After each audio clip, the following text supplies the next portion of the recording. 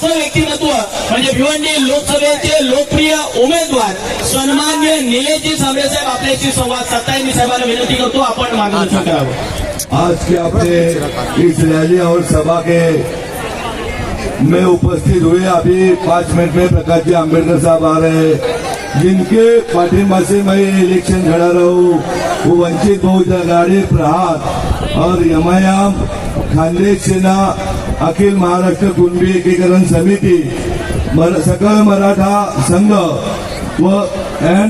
और बहुत छोटी मोटी संगठना और आप सब मेरे सिस्टर लोगों, सब भाइयों, आपके दम पे मैं इस इलेक्शन लड़ रहा हूँ। आज बोलने के बहुत बोलने का है मेरे को आपसे। मेरे को अभी पत्रकार जी ने पूछा कि आप रैली कब निकालने वाले हो विजय की। मैं आपको पूरे सब भिवंडी वाले को शब्द देता हूँ, पहला दिन मेरा जिस दिन चुन के आऊंगा इंदिरा गांधी हॉस्पिटल का परिस्थिति सुधारूंगा, दूसरे दिन रुक्मिणी देवी का सुधारूंगा, बदलापुर का सुधारूंगा, उसके बाद में शिक्षा का सुधारूंगा। 4-5 दिन मेरे उसमें जाएंगे, उसके बाद में ये अपनी विजय रैली निकलेगी। विजय किस चीज का करने का, जब हम आपको अच्छी तरह से आरोग्य व्यवस्था नहीं दे सकते, बच्चों को शिक्षा नहीं दे सकते, तो किस दिन का विजय महोत्सव करने का। आपने देखा होगा, हेलो, मैं आपको बोलता हूँ कि जो चीजें आज भिवंडी की हालत इतनी बुरी है, लूम्स की पूरी वाट लगाई, टोरेंटो ने पूरा भिवंडी का परिस्थिति कठिन कर दिया है, रोजगार की व्यवस्था नहीं है। आज मेरे इतने शिक्षक क्यों आ सके यहाँ पे, क्योंकि इनको गोडाउन में काम नहीं करना है, इनको इधर ही काम मिलाना है और उनको मालूम है उनका भाई यहाँ पे उनको रोजगार उपलब्ध कर देगा।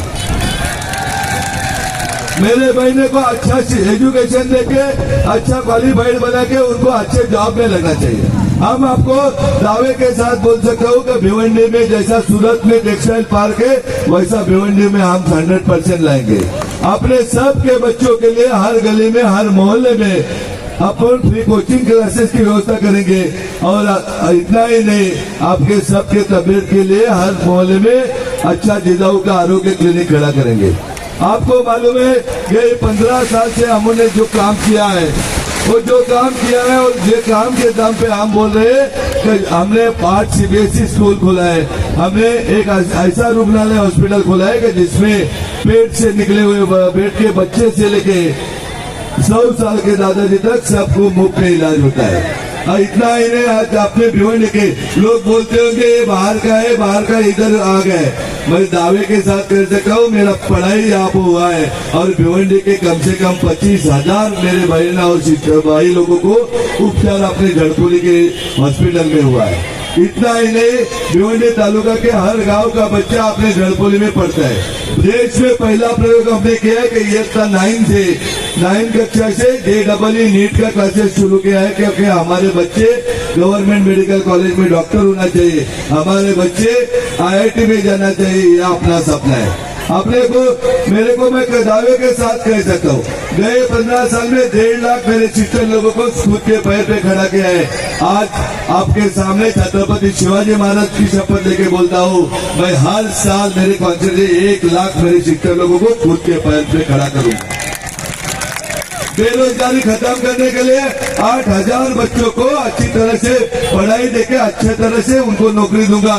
मैं ये नहीं बोलूंगा नौकरी दिया है, और हर साल 15,000 बच्चों को अच्छी गवर्नमेंट की जॉब मिल देना मेरा ड्यूटी है। उनको अच्छा ट्रेनिंग देगा, अच्छा क्लासेस की व्यवस्था करके वो गवर्नमेंट के जॉब पे लगेगा, ये मेरा शब्द है।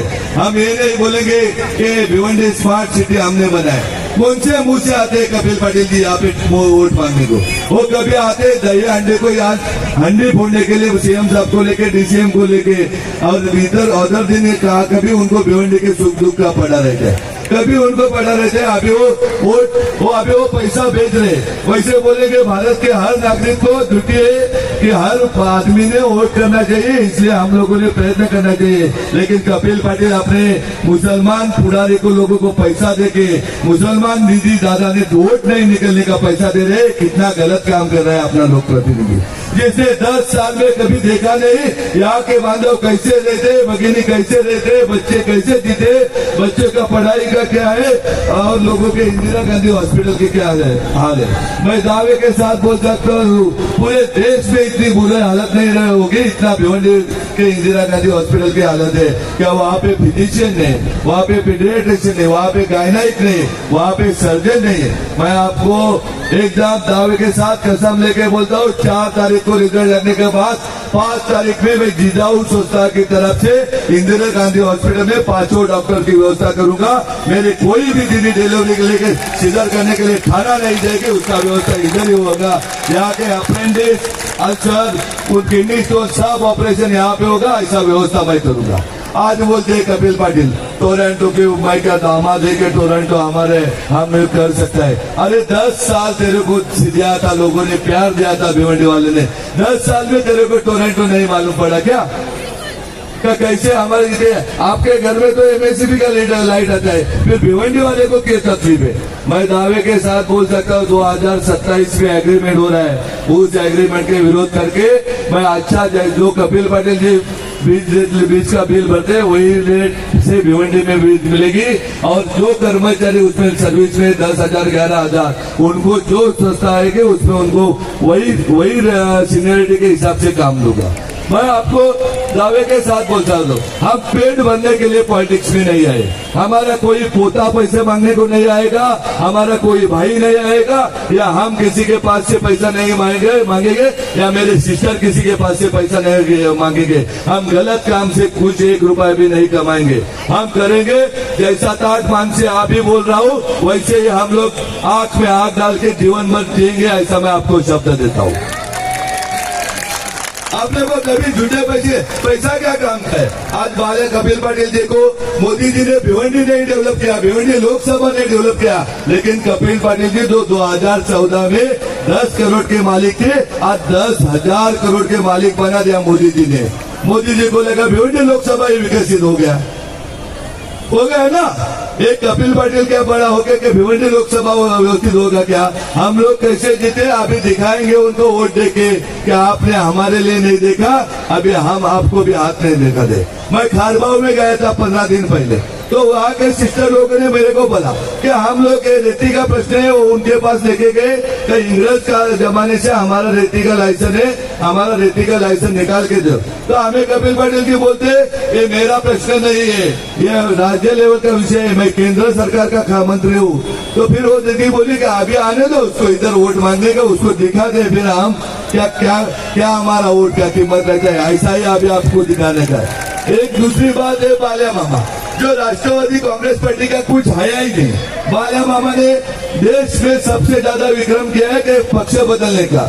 दूसरी बात है शरद पवार जी ने 90% राष्ट्रवादी ऑलरेडी बीजेपी को दे दिया है, खाली बीजेपी के साथ टाइप है क्योंकि कपिल पाटिल बॉर्न उनका पिल्लू है और कपिल पाटिल जी को जिताने के लिए बाल्या मामा को खड़ा किया है और आपके वोट डाइवर्ट करने का वो काम कर रहे हैं। मैं आपको दावे के साथ बोल सकता हूँ, मैं वंजारपट्टी नाके पे भी बोला, आज भी बोलता हूँ, मैंने एक ही पार्टी से टिकट मांगा था, नेशनल कांग्रेस पार्टी, और नेशनल कांग्रेस पार्टी से मेरा फाइनल हो रहा था, लेकिन कपिल पाटिल जी ने कुछ शक्कत निकाली, उनका अवार्ड साहब के साथ कुछ कॉलेज में जमीन है, वो जमीन दोनों को मिला के दोनों ने रिंग बैठा, रात में 12-1 बजे वो अवार्ड साहब के बंगले में गए, लोगों ने फिक्स किया क्योंकि अवार्ड को भी राष्ट्रवादी भी बढ़ाने की नहीं है, उनको बीजेपी के साथ शिवसेना के साथ अपना रिलेशन बचाने का है, इसलिए अवार्ड ने आग्रह किया हमारे बाल्या को टिकट दे दो।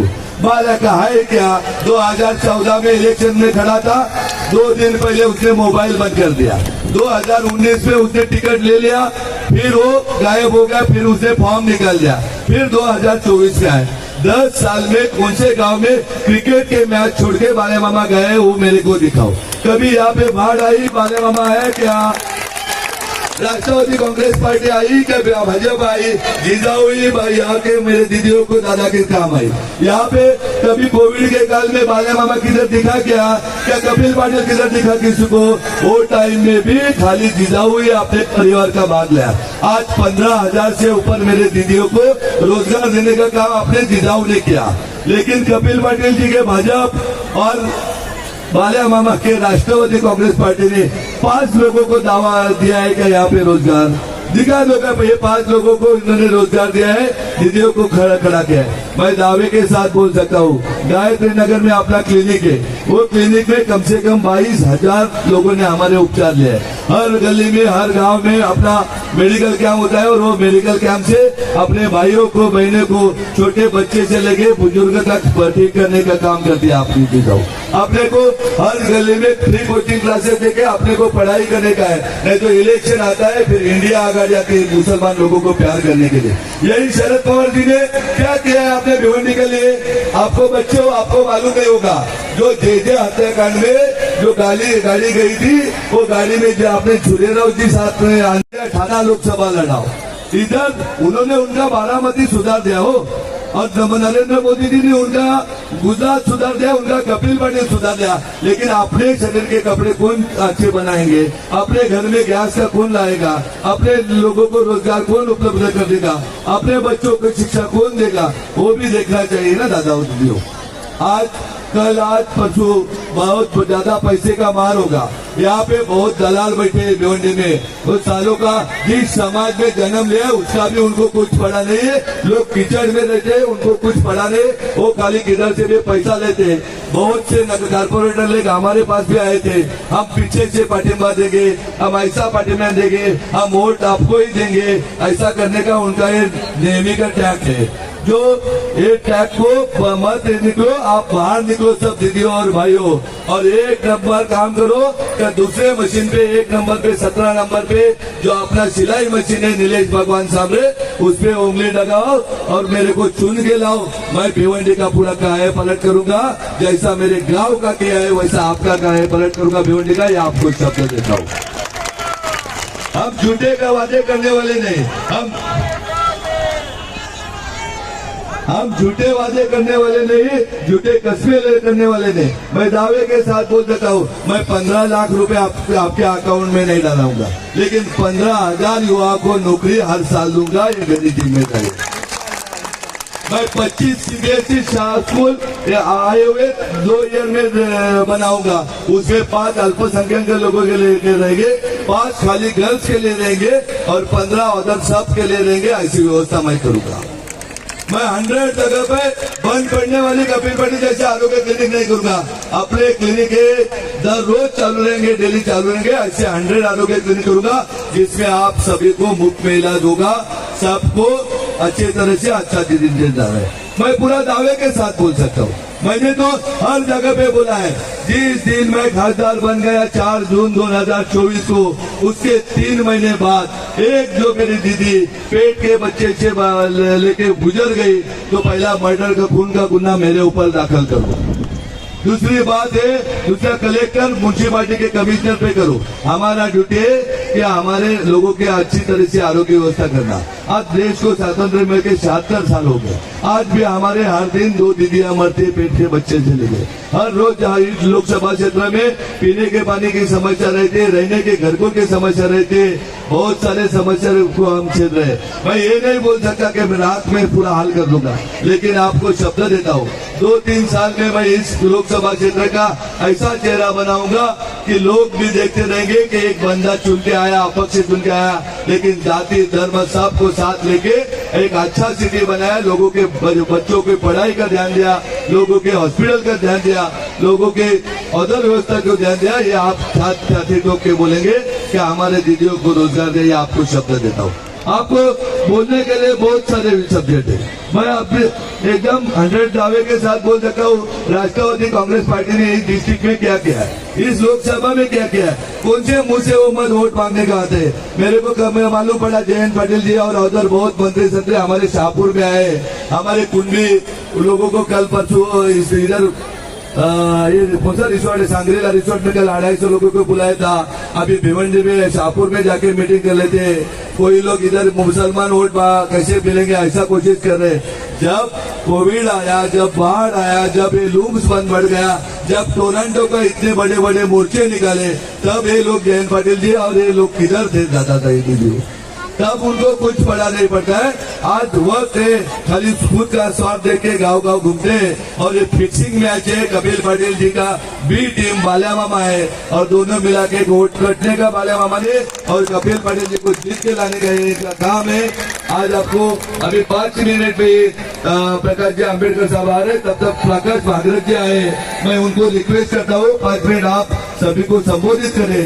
मैं आपको छत्रपति शिवाजी महाराज डॉक्टर बाबा साहेब आम्बेडकर की कसम लेके बोलता हूँ, मैंने जो बोला वो 100% सत्य बोला है और वो जो बोला है वो कमिटमेंट क्या है वो हर पूरा करूंगा, ये आपको वादा करता हूँ। सब दीदियों को सब दादाओं को रिक्वेस्ट करता हूँ, परसों सुबह 7 बजे उठ के 7 बजे बाहर निकाल के अपने 2 नंबर मशीन पे, पहला नंबर 17 नंबर पे सिलाई मशीन में उसको वोट देके मेरा हाथ मजबूत करो। मैं कभी जीवन में भाजपा में नहीं जाऊंगा, मेरा कांग्रेस से साथ ही अच्छा रिलेशन है, वही मैं फाइनल निर्णय लूंगा, ये आपको शब्द देता हूँ और रुकता हूँ। अभी प्रकाश जी भागवत साहब आपको बात करेंगे।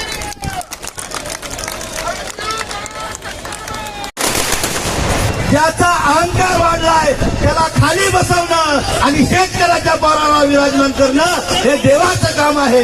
अशा प्रकारचं ज्यांचा अहंकार वाढलेला आहे त्यांना खाली बसवण्याचं काम तुम्हाला येत्या 20 तारखेला करायचे असं मी आवर्जून सांगतो आणि येथेच सांगतो। जय हिंद, जय भारत।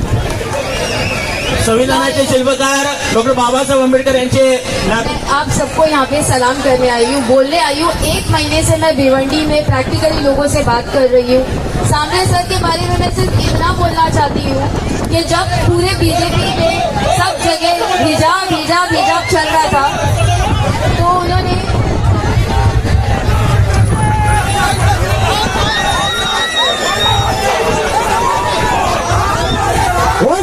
बहुजन आघाडीचा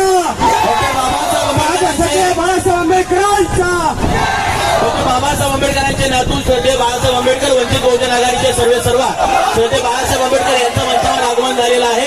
भिवंडी लोकसभेचे अपक्ष उमेदवार सन्माननीय निलेशजी सांबरे साहेब यांच्या प्रचारार्थ बाळासाहेब या ठिकाणी उपस्थित आहेत। आपण जोरदार टाळ्यांनी बाळासाहेबांचं स्वागत करूया।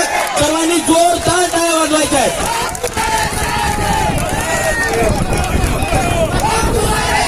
उपस्थित सर्वांनी जागा बसला, छान बसला, बस खाली।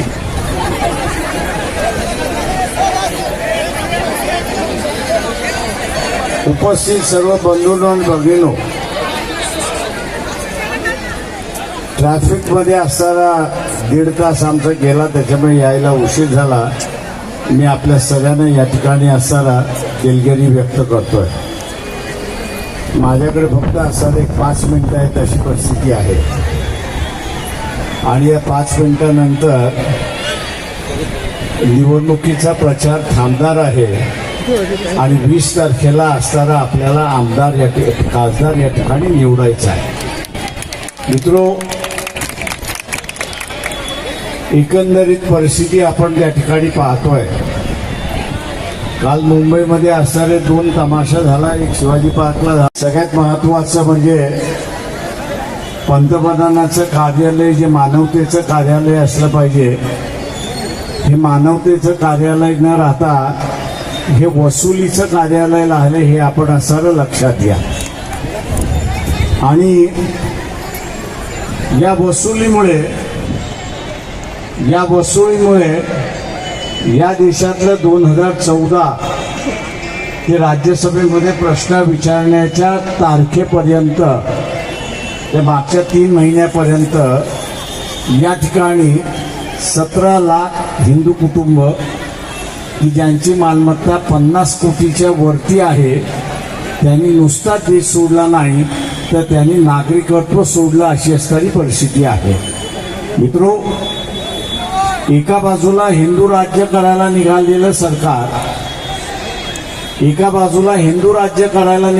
सरकार आणि दुसऱ्या बाजूला आपल्याला असणारं दिसतंय की या ठिकाणी ज्याला म्हणता येईल की हिंदूंनाच देशाच्या बाहेर घालवण्याचं राजकारण त्या ठिकाणी चाललं। त्याच्यातले काही जण माझ्या ओळखीचे होते आणि म्हणून त्यांना असताना विचारलं की आपण देश सोडला हे मी समजू शकतो, पण नागरिकत्व का सोडलं? त्यांनी असं म्हटलं की नागरिकत्व सोडलं याचं कारण आम्हाला भारतीय कायद्यातून बाहेर पडायचं होतं. तर म्हटलं तुम्हाला भारतीय कायद्यातून का बाहेर पडायचं होतं? तर ते म्हटले हे सरकार वसुलीचं सरकार आहे. ईडी वापरते, सीबीआय वापरते, जीएसटी वापरते, इन्कम टॅक्स वापरते. आम्ही कमवलेली इज्जत ही मातीमध्ये मिळण्याच्या ऐवजी आणि आपलं सगळं बर्बाद होण्याच्या अगोदर आपण नागरिकत्व सोडा, आणि त्यांनी नागरिकत्व सोडलं अशी परिस्थिती आहे. मित्रो, तुम्हाला पंतप्रधान हा असताना मानवतेचा पंतप्रधान पाहिजे की वसुली करणारा पंतप्रधान पाहिजे, हे तुम्हाला आता ठरवण्याची वेळ आली आहे, असं मी आव्हान या ठिकाणी असताना करतो. दुसऱ्या बाजूस इथे सगळ्यात महत्वाचं जे आहे, आणि मुस्लिम महिला मला अधिक दिसतात आहे, त्याच्यामुळे असताना मी या ठिकाणी आपल्याला आवाहन करतोय की शरद पवार असेल किंवा उद्धव ठाकरे असतील, हे दोघंही इलेक्शन नंतर भारतीय जनता पक्षाबरोबर गेल्याशिवाय राहणार नाही, हे आपण असताना लक्षात घ्या. दोघांच्या चौकशा चाललेल्या आहेत, दोघांच्या चौकशा चाललेल्या आहेत, आणि दोघांच्या चौकशा चालल्या असल्यामुळे यांना पर्याय राहिलेला नाही अशी परिस्थिती आहे. आणि मग उद्या एनआरसी असेल, सीए असेल, हिजाब असेल किंवा औरंगजेबचा मुद्दा असेल, एनसीपीचा निवडून गेलेला खासदार त्या सभागृहामध्ये बोलणार आहे का? तर अजिबात नाही.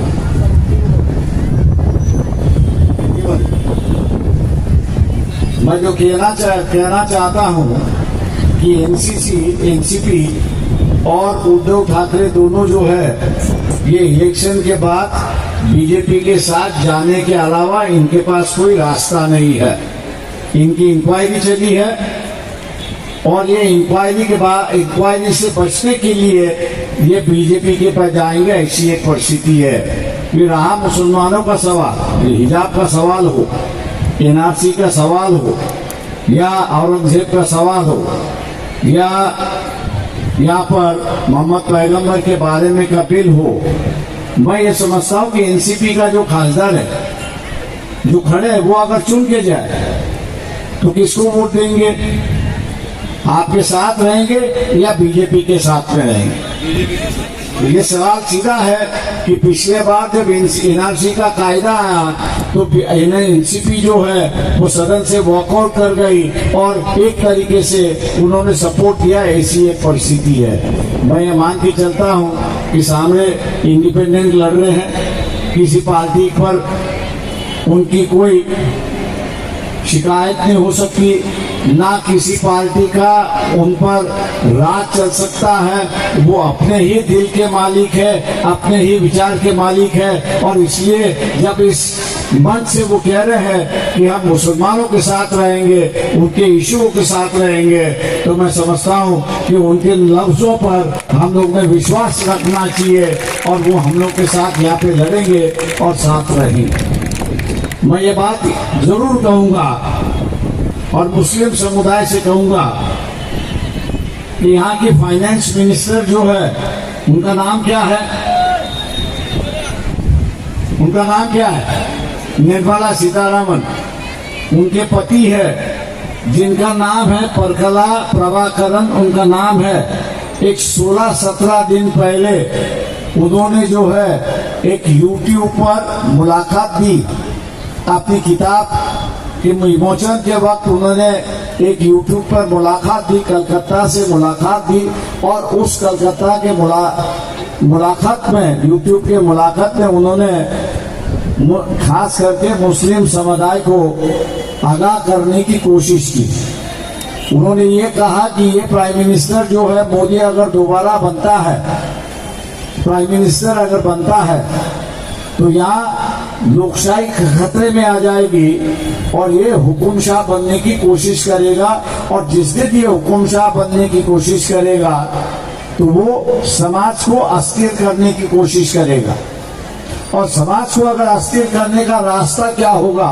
जो गोधरा में हुआ वही दोबारा होगा, जो मणिपुर में हुआ वही दोबारा हुआ. इसका इशारा यहाँ निर्मला सीतारामन इनके जो पति है प्रकला प्रभाकरन यहाँ पर दे रहे हैं। इसलिए मैं अनुरोध करता हूँ आप लोगों से, 5 बजने का वक्त आ गया है। मैं मुस्लिम समुदाय से आग्रह करता हूँ, विनती करता हूँ कि आप सामने के साथ रहिए। उनकी निशानी उनकी निशानी उनकी निशानी उनकी निशानी का सिलाई मशीन के सामने का बटन दबाकर आप उनको भारी वोटों से जिताइए। यही गुजारिश करते हुए मैं आपसे रजा लेता हूँ। अल्लाह हाफिज, जय हिंद।